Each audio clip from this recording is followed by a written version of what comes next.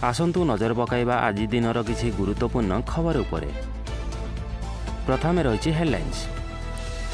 केदारनाथ रे हेलिकॉप्टर दुर्घटना, 7 मृत। जाजपुर रे हईजा स्थिति गुरुतर, आउ 2 जनक मृत्यु। सबु विद्यालय रे हेबो जोग दिवस। आखि बुझा गुलीमाड़, 100 मृत। परिवार सदस्यों को प्रथम पर्याय मृतदेह हस्तांतर, 11 मृतकों डीएनए मेल खाइला। आसंतु नजर पकाइबा संपूर्ण खबर उपरे। केदारनाथ निकटरे रविवार सकाळे एक हेलिकॉप्टर दुर्घटनाग्रस्त होइछि। हेलिकॉप्टरटी केदारनाथर गौरीकुंड जंगल रे दुर्घटनार शिकार होइछि। एथिरे 5 यात्री एवं 2 पायलट को मिसाई मोट 7 जन थिले। समस्त यात्री मृत्यु घटिथिबा आशंका करा जाउछि। हेलिकॉप्टरटी आर्जन कंपानीर बोली जଣା पड़िछि। यह डेराडून रु केदारनाथ अभिमुखे यात्रा करुथिला। खराब पाग जोगु दुर्घटना घटिथिबा अनुमान करा जाउछि। खबर मिलिबा परे स्थानीय पुलिस एवं प्रशासन पक्षरु उद्धार कार्य पई उद्यम आरंभ होइछि। परवर्ती खबर। जाजपुर जिले में झाड़ा बांती स्थिति गुरुतर रही। प्रतिदिन जेतिकी सुस्थ हेउछंती ताठारु अधिक आक्रांत हेउछंती।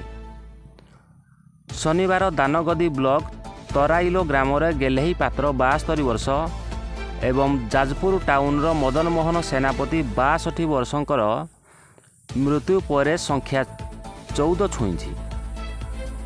गत 24 घंटा भितर दानगदी ब्लॉक रे आउ 46 जन आक्रांत होई दानगदी गोष्ठी स्वास्थ्य केन्द्र रे चिकित्सित हेउछंती।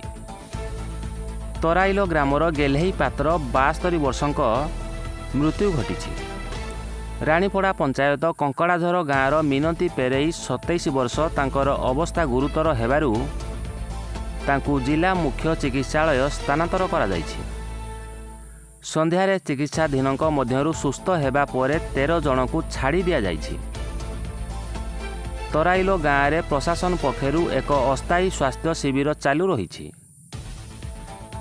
जिले में 226 जन रोगी विभिन्न डाक्तरखाना रे चिकित्साधीन थिबा बेले मुख्य चिकित्सालय रे 84 जन रोगी चिकित्सित होउछंती। परवर्ती खबर। आसंता 21 तारिख रे 11तम आंतर्जातिक जोग दिवस। चलित वर्षर विषय वस्तु रही एक पृथ्वी एक स्वास्थ्य पाई जोग।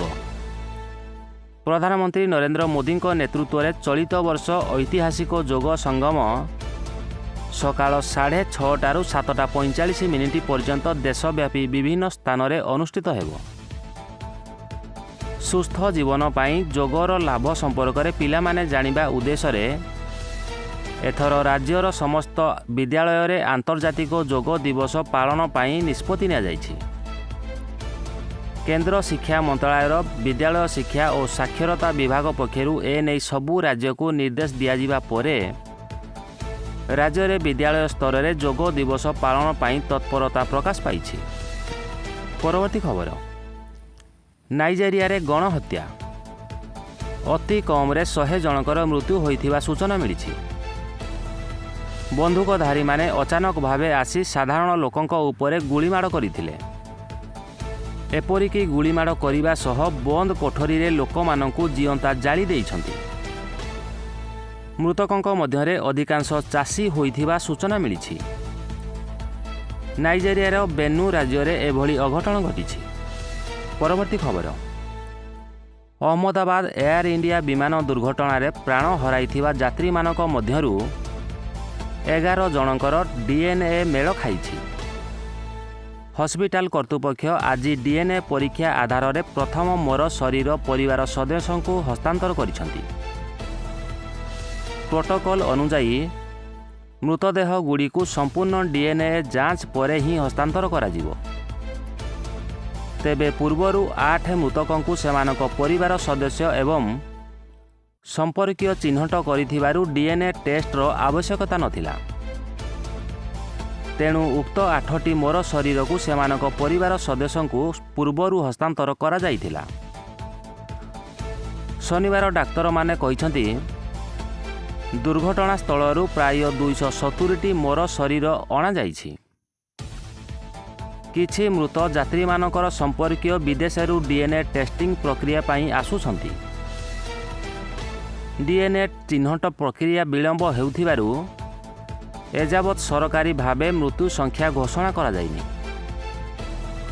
ଦୁର୍ଘଟଣା ଜନିତ ମୃତ୍ୟୁ ସଂଖ୍ୟା 274ରେ ପହଞ୍ଚିଥିବା ଜଣାପଡ଼ିଛି।